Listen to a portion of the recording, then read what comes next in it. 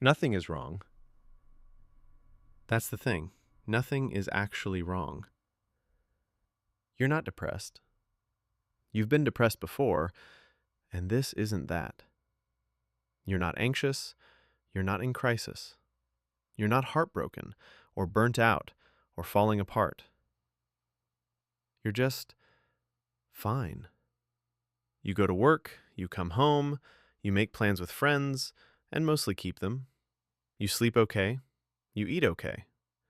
When people ask how you are, you say, "Good. Honestly, things are pretty good." And it's not even a lie.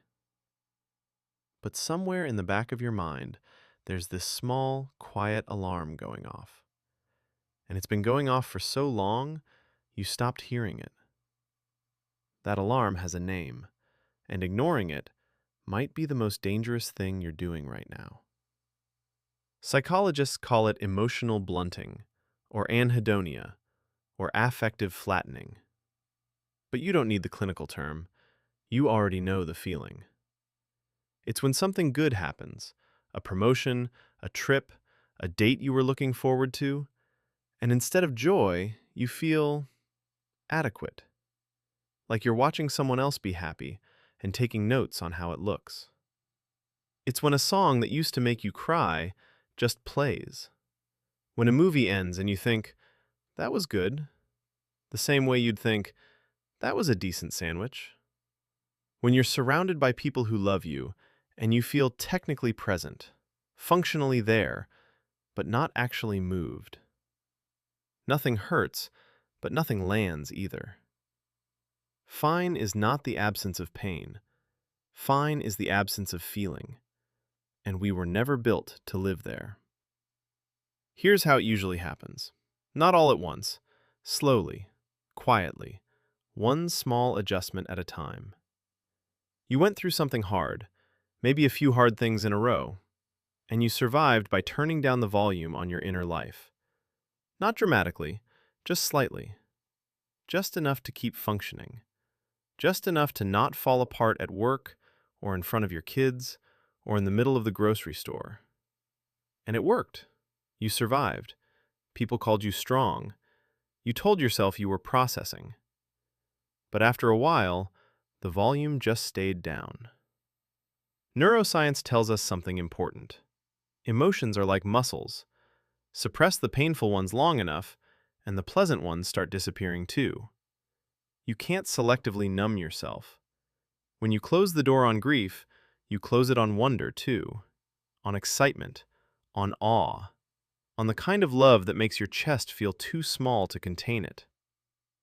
You didn't choose numbness. You chose survival. But at some point, survival became the ceiling instead of the floor.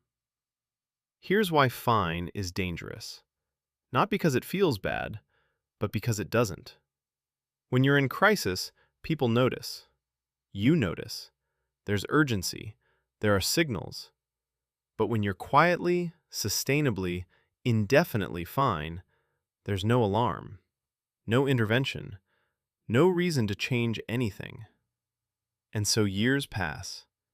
You stay in the relationship that doesn't hurt, but doesn't feel like anything either.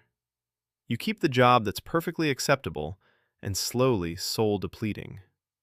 You maintain friendships that are comfortable, but never deep. You become very good at living a life that was never really yours. And one day, maybe 10 years from now, maybe 20, you realize you were never unhappy enough to leave and never happy enough to feel alive. The opposite of a great life is not a terrible one, it's a fine one. Fine is where dreams go, to be quietly retired. Here are 5 questions. Answer them somewhere you can't perform. 1. When was the last time you felt genuinely excited about something? Not interested, not looking forward to it, excited. Heart racing, can't sit still, telling people about it without being asked. If you have to think for more than 10 seconds, that's information. 2. When was the last time you cried because something was beautiful? Not tragic, beautiful. If you can't remember, That's information too. 3. Are you actually looking forward to anything? Or are you mostly just getting through? There's a difference between a calendar and a life. 4. When someone asks how you really are, do you actually know? Or do you answer good automatically before you even check? 5. What was the last thing that genuinely surprised you about yourself? Because emotional aliveness means you're still capable of becoming someone unexpected.